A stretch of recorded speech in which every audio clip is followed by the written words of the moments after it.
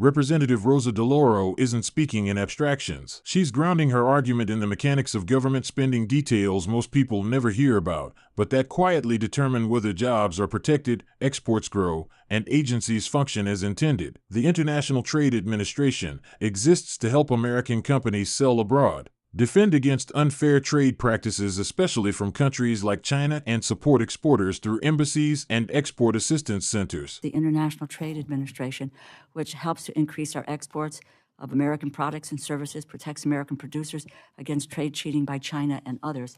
I think it's important to note to my colleague, Mr. Mervan, that there has been almost a 30% cut to the ITA, $183 million. That's for below what was proposed for 2025.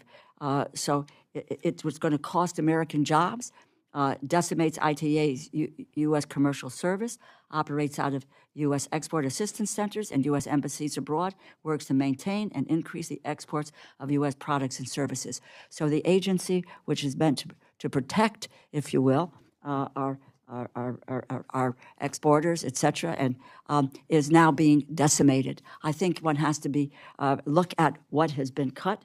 There's the MEP program that I believe has been eliminated. One needs to go carefully through each of these areas and get a sense of, in fact, what is being cut back.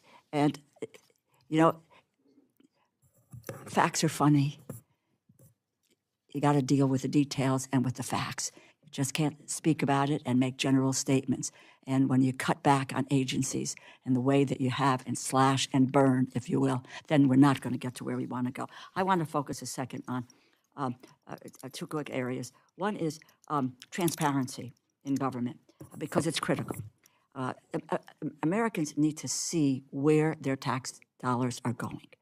And since 2022, we've had in place, I say that and maybe self-serving, I worked hard on this issue, and we got bipartisan, bicameral agreement to make sure that the executive branch, and I made sure that was in with a Democratic administration, they are legally required to publicly post budget documents.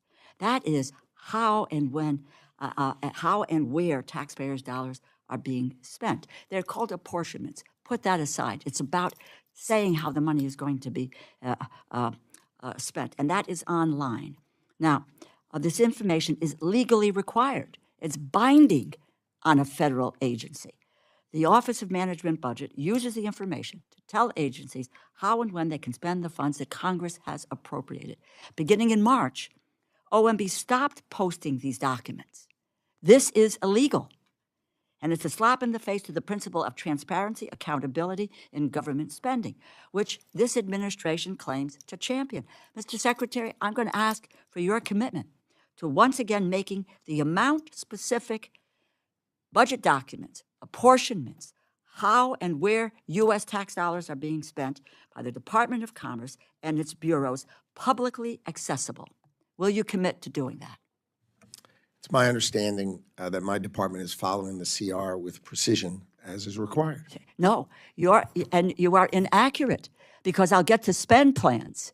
We do not have details on the spend plans, which the CR requires, and it hasn't happened. We have a lack of specificity on this. It's more than 5 weeks after the legal due date. We do not have a detailed spend plan as required by the law. Let me go back. Will you commit to getting online how and where the American taxpayers' dollars with regard to the Department of Commerce are being spent, as is required by the law? I will, of course, follow the law, but it is my understanding, as I've been advised, that we have filed precisely according to the CR's requirement. I do not know who you got your advice from, but this is the Appropriations Committee. We're looking at every spend plan, and let me just tell you, the bare bones spend plan was 3 weeks late. Surely, in that time, you must have had time to put together a more detailed spend plan. This is false. The law sets out the timeline and the level of detail. This is what is happening is illegal and in contravention of what this committee does and it puts together. And if you can't make a commitment, I take that as no, you will not commit, so that the public has no idea what any agency in this administration is how they're spending the taxpayers' dollars and where those dollars are going. The International Trade Administration, or International Trade Administration, exists to help American companies sell abroad, defend against unfair trade practices, especially from countries like China, and support exporters through embassies and export assistance centers. This is a fundamental clash over how government power is exercised, how taxpayer money is tracked, and whether the executive branch is obeying the law Congress passed. Since 2022, federal agencies have been legally required to publicly post detailed spending documents, often called apportionments, that show exactly how and when appropriated funds will be used. These aren't optional reports or courtesy disclosures. They are legally binding documents used by Congress and the Office of Management and Budget to control spending and prevent misuse of funds. When Secretary Howard Lutnick insists that his department is following the law with precision, DeLauro doesn't let that stand. She reminds him who actually writes and enforces appropriations law: Congress, and specifically the Appropriations Committee. Her response isn't rhetorical. She explains that required spend plans were submitted late, lacked detail, and still failed to meet legal standards weeks after the deadline. In appropriations terms, that's not a paperwork error. That's non-compliance.